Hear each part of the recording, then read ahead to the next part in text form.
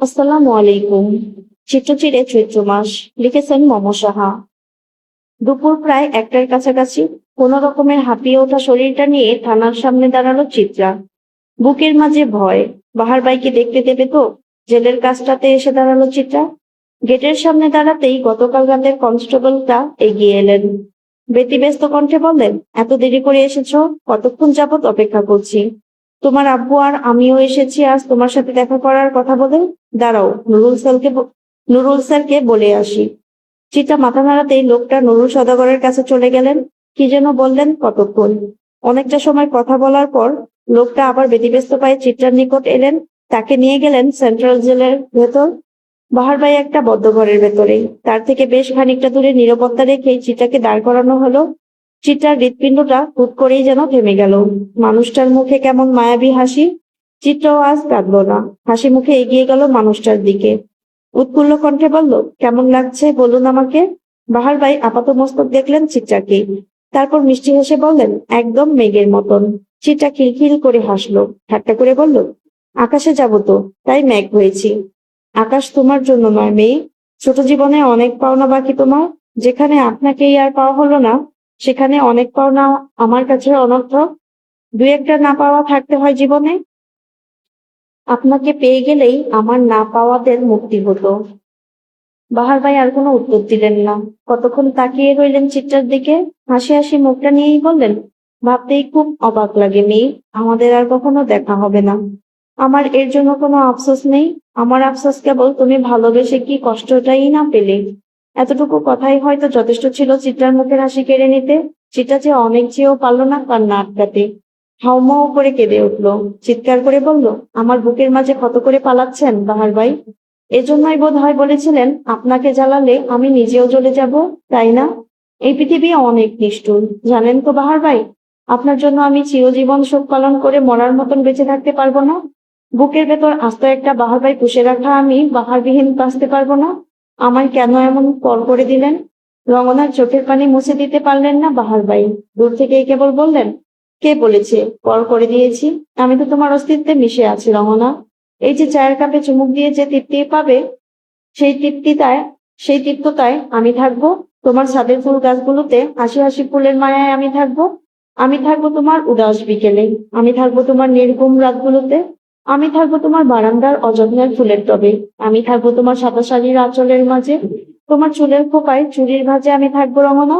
তোমার বুকের মাঝে অসহ্য যন্ত্রণা হয়ে আমি থেকে যাব চিরকাল রঙনা। তোমার চোখের কান্না হয়ে আমি আছি। অথচ আমি যে আপনাকে রঙিন বসন্তে চেয়েছিলাম। বসন্তেই তো আছি রমনা, চৈত্র মাসের মতন। কিছুটা শুষ্ক ফেটে যাওয়া মাটির ভরার মতন হয়ে। তোমার যতবার মনে হবে আমি নেই, ততবার তোমার মস্তিষ্কে আমি আছি। কাঁদছো কেন রমনা? সবাই যে চিরদিন থাকে না। বাহার ভাই যে সবার মাঝে পড়ে না। ও বাহার ভাই, আমার অনেক ব্যথা হচ্ছে বুকে। থেকে যান না প্লিজ, থেকে যান। আপনাকে আমি খুব গোপনে রেখে দেব। পৃথিবীর বুক থেকে আড়াল করে রেখে দেব আমি। থাকুন না বাহার ভাই। নিয়তি যে আমার হাতে নেই, তবে আমার আর কোনো আক্ষেপ নেই মেয়ে, বরং এটা ভেবে শান্তি যে টুপ করে মরে গেলে টুপটাপ বৃষ্টিতে আমার ভেজা কবরের উপর ছাতা ধরে রাখার একজন মানুষ এই পৃথিবীতে আছে। আমার কবর যত্নে রাখার মানুষ আমি রেখে যাচ্ছি এখানে। পৃথিবীর প্রতি এই কৃতজ্ঞতা আমার থেকে যাবে। শোনো, মেঘের বেশে থাকা রঙনা কাজের ফাটল মানায় তোমায় না। চিটা যখন আরেকটু বাহার ভাইয়ের কাছে যাওয়ার চেষ্টা করলো, ঠিক তখনই তার বাবা ধরে ফেললেন তার হাতটা। জেলার ঘোষণা দিলেন, সময় শেষ। নিষ্ঠুরভাবে বেঁচে উঠলো বিদায়ের ঘন্টা। চিত্রার সামনে থেকে টানতে টানতে নিয়ে গেলেন বাহার ভাইকে। আর দেখা হবে না। মানুষটার মুখের হাসিটা চাইলেও আর দেখতে পারবে না ভেবেই হাউমাউ কান্না জড়ে দিল চিত্রা। গগন ফাটানো চিৎকার, সাথে প্রলাপ বকে বলছে, আব্বু, আমার কবরখানা বাহার ভাইয়ের কবরের পাশে করবেন। আপনার কাছে আমার শেষ আবদার আব্বু। আমায় আপনি বাহার ভাইয়ের পাশে ঠাঁই দিয়েন। বাহার ভাই যেতে যেতে সুর তুললেন। দৃষ্টি তার রঙনাতেই আবদ্ধ। হুট করেই শীতের আকাশে ঝুম করে বোধহয় নামলো বৃষ্টি। সেই বৃষ্টিতে ভিজে একাকার প্রকৃতি। কন্দরত রঙনার পানে নির্নিশেষ তাকিয়ে থেকে বাহার ভাই গাইলেন, দূর আকাশে চাঁদের পাশে ঝলমল করে তারা, আমার কেউ নাই রে বন্ধু, কেবল তুমি ছাড়া। বিয়ে বাড়িতে খুশির আমেজ। বৃষ্টিমুখর আবহাওয়ায় অনুষ্ঠানে কেমন মাখো মাখো ভাব। ওহির হাতে কলম, বুক তার কাঁপছে। যেখানে একটা জীবনের শেষ আজ, সেখানে আরেকটা জীবনের নতুন পথ চলা শুরু। ওহি চোখ বন্ধ করলো। চোখের পাতায় ভেসে উঠলো ছন্নছাড়া বাহার ভাইয়ের মায়া মুখের আদল। কখনো তার খিলখিল হাসিতে পরিপূর্ণ থাকা মুখ, কখনো তার সিগারেটে পুড়ে যাওয়া ব্যথাগুলো ঝলঝল করে উঠলো ওহির হৃদয় জুড়ে। ওহি তপ্তশ্বাস ফেললো, চোখ বেয়ে গড়িয়ে পড়লো অশ্রুকণা। মন বলে উঠল, আজ শেষ মুহূর্তে আমি আবার শুরুর কথাটা বলছি, শেষবারের মতন ভালোবাসি। এই সূর্য চাঁদের সত্যিটার মতন আমি আপনারে ভালোবাসি। শেষ বেলা এসেও আমি আপনারে ভালোবাসি বাহার ভাই। আপনার প্রতি আমার যে ভালোবাসা তা আমি বোধহয় ভুলে গিয়ে কাউকে ভালোবাসতে পারবো না। থাকুন না আপনি খুব গোপনে। আফসোসের দীর্ঘশ্বাসের ভার সামনে সাইন করে ফেললো সে। অবশেষে বাহার ভাইকে হৃদয়ে পুষে আরেকজনের জীবনে পদার্পণ করেই ফেললো। এটাই তো জীবন। ভাসতে ভাসতে যেতে হয় বাসানপুর। পুরো বাড়িতে অবনী বেগম একা। সবাই এখনো বিয়ের অনুষ্ঠানে। তিনি বাড়িতে এসেছেন চিত্রার জন্য। মেয়েটাকে সেন্টারে খুঁজে পাওয়া যাচ্ছিল না বলে ভেবেছিলেন মেয়েটা বাড়িতে এসেছে, কিন্তু বাড়িতে এসে দেখেন বাড়িতে কেউ নেই। অগোছালো বাড়িটাকে তাই গুছিয়ে নিচ্ছেন। মেয়ের জামাইকে আজ এ বাড়িতেই রাখা হবে আফজাল সওদাগরের আবদারে। তখনই বাড়ির কলিং বেলটা সশব্দে বেজে উঠল। অবনী বেগম ব্যস্ত হাতে খুলে দিতেই একজন অপরিচিত ভদ্রলোককে চোখে পড়ল। লোকটা তাকে দেখেই একটা খাম এগিয়ে দিল। খামটা দেখে মনে হচ্ছে কোনো অফিসিয়ালি কিছু। অবনী বেগম সাইন করলেন। খামটা দরজায় দাঁড়িয়েই খুললেন। খুলতেই তার চোখে অশ্রুদের বীজ জমল। বাহারের চাকরিটা হয়েছে। গত বছর জেলে যাওয়ার আগের সপ্তাহেই পরীক্ষাটা দিয়েছিলেন লোকটা, এবং সেই লেটারই এসেছে। বুক চিরে বেরিয়ে এলো দীর্ঘশ্বাস। প্রাণের বিনিময়ে কি তবে সৃষ্টিকর্তা চাকরিটা দিলেন? কি তার মহিমা! শাড়ির আঁচল দিয়ে যে না চোখ মুছে দরজাটা বন্ধ করতে নিবেন, সেই মুহূর্তে দরজার সামনে বর্তমানে উপস্থিত হওয়া মানুষটাকে দেখে অবনী বেগম দুপা পিছিয়ে গেলেন। কাপা কাপা কণ্ঠে এলোমেলো অনুভূতি নিয়ে কোন রকমে উচ্চার করলেন, আমজাদ। ফরমাল পোশাকে থাকা আমজাদ ছুটে এসে জড়িয়ে ধরলেন অবনী বেগমকে। শক্ত করে জড়িয়ে ধরে বললেন, আমি একবারে চলে এসেছি অবু। আমি আর তোমাদের ছেড়ে কোথাও যাব না। তোমার মতন কাউকে আমি কখনোই পাবো না, কখনোই না। অবনী বেগম কেবল বিস্মিত ভঙ্গিতে দাঁড়িয়েই রইলেন। তার যেন বিশ্বাস হলো না ঘটনাটা। তুমুল বৃষ্টিধারায় চুপচাপ ভিজে চলছে চিত্রা। হাতের নুপুর জোড়া রেখে দিয়েছে বাহার ভাইয়ের বোনের কবরের উপর। দুটো কবরের মাঝখানে সে বসে আছে। কি যেন বলছে, হাসছে আবার হুট করে কেঁদে দিচ্ছে। বুকের মাঝে ব্যথাদের তোলপাড়। তুমুল শীতের মাঝে ভিজে শরীর নিয়ে আবার কেঁপে কেঁপেও উঠছে কিঞ্চিত। মাটিতে মাখামাখি তার শরীর। চোখের উপর ভাসছে অতীতের জীবনের হাসি খুশি চিত্রগুলো। বাহার ভাইয়ের গিটারের শব্দ, এলোমেলো গানের সুর। বন্ধ চোখের পাতা দিয়ে জল গড়িয়ে পড়ল। চিত্রা হাসতে হাসতে হাতের মুঠোয় থাকা ব্লেডটা বের করে বাঁ হাতের রগ বরাবর চেপে ধরলো। চোখ বন্ধ করে আকাশের দিকে তাকিয়ে করুণ স্বরে বলল, আল্লাহ, আমার সকল অভিযোগ আমি রেখে গেলাম তোমার দরজায়। এই পৃথিবী আমাদের বাঁচতে দিল না আল্লাহ। তোমার তৈরি এই পৃথিবী বড্ড নিষ্ঠুর। আমাদের মতন মানুষ যে সহ্য করতে পারে না সেই নিষ্ঠুরতা। তুমি আমায় ক্ষমা করো আল্লাহ। তোমার ওই দুনিয়ায় আমার ঠাঁই হবে না জেনেও আমি পাপ করছি। কি করব বলো? এমন ভাবে আদৌ বাঁচা যায়? বেঁচে থাকার অদম্য ইচ্ছে নিয়ে মৃত্যু যে কতটা কঠিন তা কেউ জানবে না। কেবল তুমি জানবে তোমার বান্দার হাহাকার। এই পৃথিবী বাহার ভাই আর চিটা সংসার তৈরি করতে দিল না। মানুষগুলো আমার আপন হয়েও হলো না। বাহার ভাই শুনছেন? আপনাকে রমনা বড্ড বেশি ভালোবাসে। তাই তো সে আপনার মিছে পাপ মুছতে না পেরেও মুছে ফেলেছে সে পাপীকে। ভালোবাসি বাহার ভাই।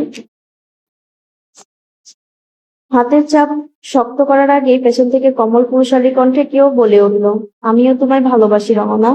ঠিক চৈত্র মাসের মতন। যে চৈত্র মাস বসন্ত আনে ধরায়, ঠিক সেই চৈত্র মাসের মতন আমাদের সংসার হবে রমনা। তুমি আমার চিত্র চিরে চৈত্র মাসের কারণ। তুমি আমার শতগুলের আকাশ ছোঁয়া বারণ। আমাদের সংসার হবে মেয়ে। কাঁদছো কেন মেয়ে? সংসার করবে না?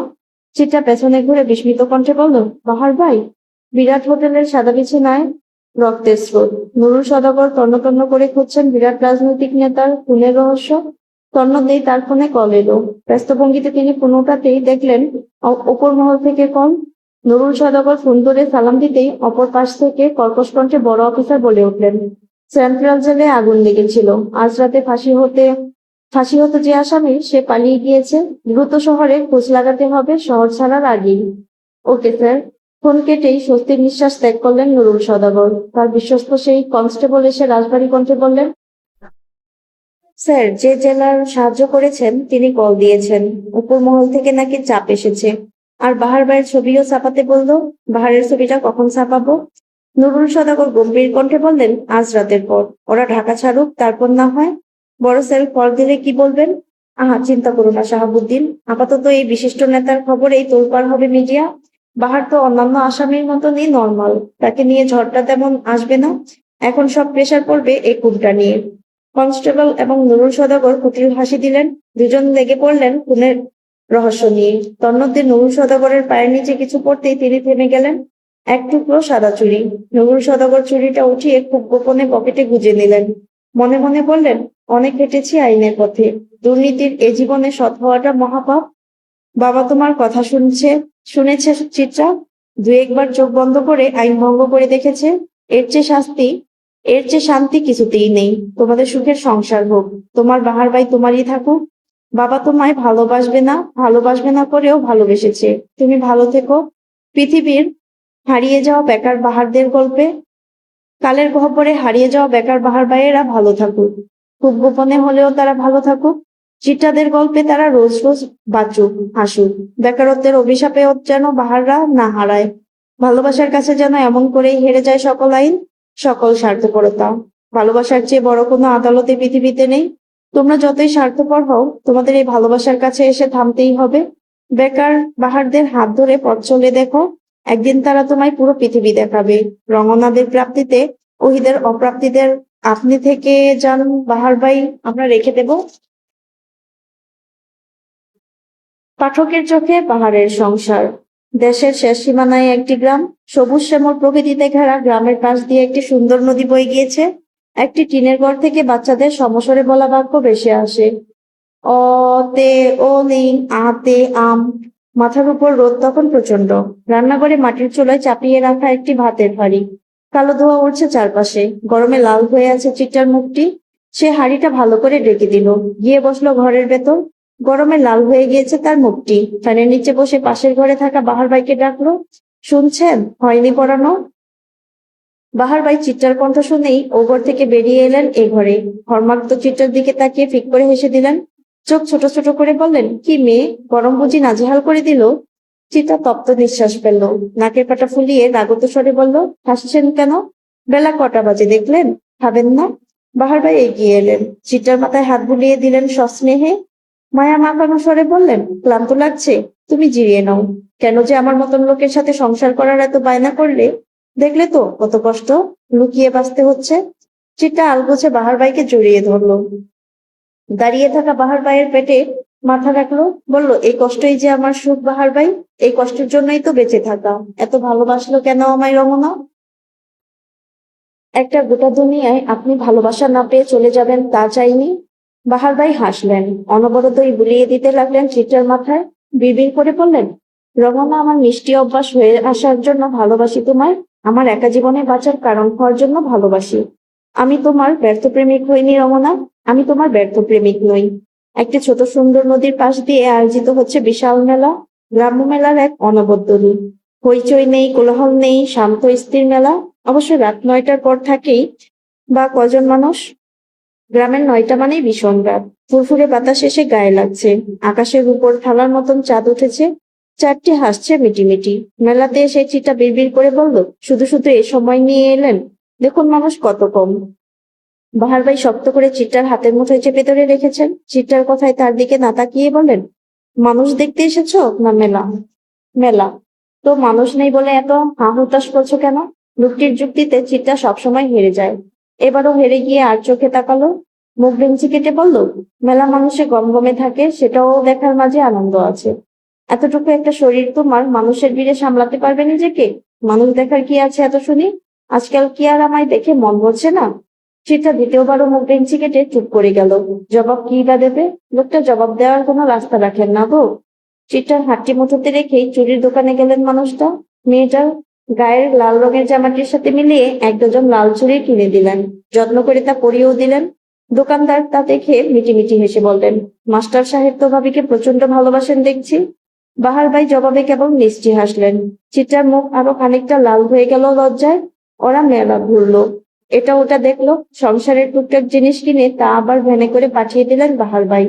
নদীর পাশ দিয়েই শান্ত নিবিড় রাস্তাটি, হাঁটার তালে তালে চিত্রার হাত নড়ছে, সেই সাথে ঝুনু করে শব্দ হচ্ছে চুড়িগুলো। জ্যোৎস্নায় রাস্তাটি কি সুন্দর ঝলমল করছে, সেই জ্যোৎস্নায় নদীর জলগুলোও চিকচিক করছে। চিত্রাকে দ্রুত হাঁটতে দেখে বাহার ভাই হাত টেনে ধরলেন, সাবধানী কণ্ঠে বললেন, ধীরে হাঁটো রমনা, পড়ে যাবে তো। চিত্রা পরম নিরাপত্তায় মানুষটার হাত ধরে ফিসফিসিয়ে বলল, রাত হয়ে গিয়েছে, তাড়াতাড়ি তো বাড়ি ফিরতে হবে। বাড়ি যেতে অত সময় লাগে না, তাই তুমি আস্তে ধীরে হাঁটো। চিত্রা এবার এক ঝলক তাকায় বাহার বাড়ির দিকে, তপ্ত শ্বাস ফেলে বলে, আমার আপনাকে নিয়ে বাড়ির বাইরে থাকতে ভয় করেছি বাহার ভাই। মনে হয় এই বুঝি কেউ আপনাকে দেখে ফেললো, এই বুঝি কেউ আপনাকে নিয়ে গেল। মেয়েটার ভীতি ছড়িয়ে পড়ে চোখ মুখে। তা দেখে বাহার ভাই সযত্নে দুহাত রাখেন মেয়েটার গালে, নরম তুলতুলে উষ্ণ চুমু এঁকে দেন কপালে। এরপর ডান হাতটি উঠিয়ে নেন মেয়েটার মাথায়, স্নেহ ভরা চোখে তাকিয়ে চুলগুলো গুছিয়ে দিতে দিতে যত্ন সহকারে বললেন, আমায় কে নিবে রমনা? তোমার কাছ থেকে আমাকে কেউ নিতে পারবে না। ভয় পেও না, আমরা চেনা পরিচিত দুনিয়া থেকে বড় দূরে চলে এসেছি। চিত্রা জড়িয়ে ধরলো লোকটাকে, শক্ত করে জড়িয়ে ধরে বলল, তবুও। কি তবুও? কোন চিন্তা নেই মেয়ে। আমি মাঝে মাঝে ভাবি, আমাকে এত ভালোবাসা দিলে, অথচ তার বিনিময়ে আমি তোমায় দিতে পারলাম না কিছু। নিজের পরিবার ছেড়ে আজ কতটা দূরে তুমি, জানোও না কেমন আছে সে মানুষগুলো। কখনো আফসোস হয় না রমনা? আপনজন ছেড়ে আসার আফসোস, পরিবার ছেড়ে আসার আফসোস। আফসোস কেন হবে বাহার ভাই? আপনিই তো আমার পরিবার, আপনাকে না পেলে বরং আমার এক পৃথিবী আফসোস থেকে যেত। মেয়েটার সহজ সরল স্বীকারোক্তিতে হাসলেন মানুষটা, শক্ত করে মেয়েটাকে বুকের মাঝে চেপে ধরে বললেন, রমনা, আমার জীবনে এক সমুদ্র সুখ দেওয়ার জন্য আমি আজীবন তোমার প্রতি কৃতজ্ঞতা স্বীকার করব। এই আমিটার কে ছিল বলো? কি ছিল? কিছু না। অথচ সেই শূন্য আমির একমাত্র পরিপূর্ণতা হয়ে তুমি এলে। আমার এই নিকষ কালো জীবনে এমন উজ্জ্বল জ্যোৎস্না হয়ে এসেছিল বলেই আমি বেঁচে গিয়েছি। আমার দুঃখের এক জীবনকে সুখে পরিণত করার জন্য আমি তোমার প্রচন্ড ভালোবাসি রমনা। বেকার নিঃস্ব বাহারদের ভালোবাসার জন্য আজও রমনারা এই পৃথিবীতে আছে বলেই হয়তো বেকাররা বেঁচে যায়। তুমি থেকে যেও রমনা, তুমি আমার জীবনের কলঙ্ক ঢেকে রাখা চাঁদ হয়ে থেকে যেও। আমার বিশ্রাম, আমার ক্লান্তিতে ঝিমিয়ে আসা মাথাটির ভরসার কাঁধ হয়ে থেকে থেকে যেও রমনা, তুমি থেকে যেও আমার দুহাতের প্রার্থনায়। আমার শখের গান কবিতার খাতার মতন যত্নে পড়ে থেকো এই জীবনটা জুড়ে। আমি তোমায় ছাড়া বাঁচবো না, যেমন করে জল ছাড়া শৈবাল বাঁচে না। তুমি আমার জল হইও, আমি না হয় হলাম শৈবাল। তোমায় ভর করে কাটিয়ে দেব গোটা একটি জীবন, নিশ্চিন্তে, ভালোবাসা এবং সুখে।